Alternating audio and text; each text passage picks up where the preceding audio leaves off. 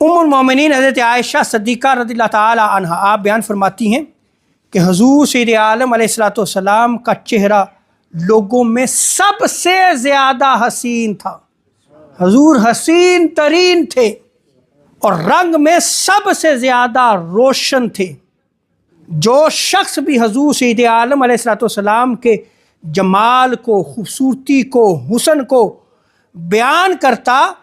تو اس کو 14ویں رات کے چاند سے تشبیہ دیتا،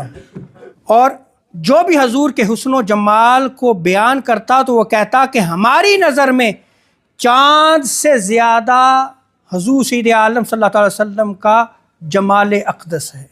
اور آپ کا رنگ چمکدار اور چہرہ نورانی تھا، آپ کے چہرے سے نور نکلتا تھا، اور حضور علیہ السلام کا چہرہ انور چاند کی طرح چمکتا تھا۔